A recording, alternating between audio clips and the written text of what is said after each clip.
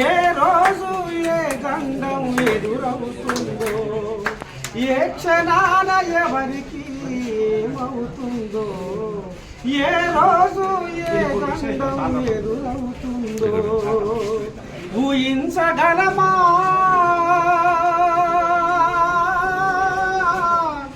ఈలోపే కలగంటే నిజమనుకోగలమా?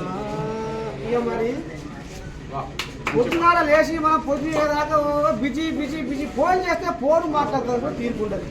ఇక అక్కడ దావత్ అయితే ఇక ఆడ దావత్కి కరెక్ట్ టైంకి పోవాలి. ఆడ దావత్కి ఆడ పెళ్లి ఇంకా పుస్తకాట్లే ఇంకా నిమ్మలంగా పోదాం. అరే నువ్వు రారా వయసులోకి రారా ఈ రకంగా. అయ్యా మీరు దండం చెప్తున్నాం. ఇప్పటిదాకా ఈ ఆర్టీ వాళ్ళకి అధికారులు కూడా బాగానే చెప్పారు.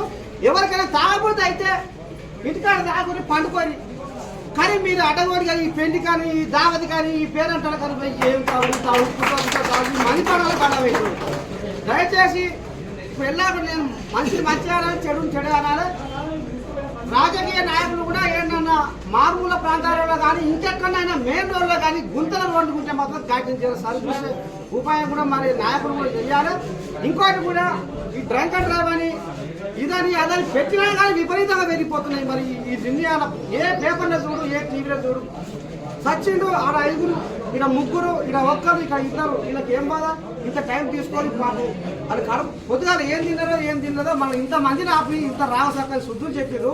ఇప్పటికైనా మనం జర సోయి తెచ్చుకొని ఎవరైనా సరే, నేనైనా సరే, మీరైనా సరే, ఎవరైనా సరే సోయి తెచ్చుకొని ఇక మరి ఇక జాతీయ రోడ్డు భద్రతా మాసోత్సవాలు పెట్టారు కాబట్టి ఖచ్చితంగా ఇప్పటి నుంచైనా మనం ఓ 10 మందికి చెప్పుదాం.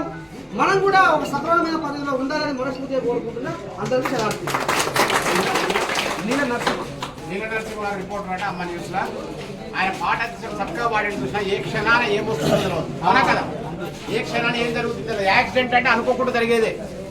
ఆ యాక్సిడెంట్ నివారించుకుందాం, ప్రాణాలు కాపాడుకుందాం. సరే మీరు కూడా రండి అమ్మ. ఇట్లా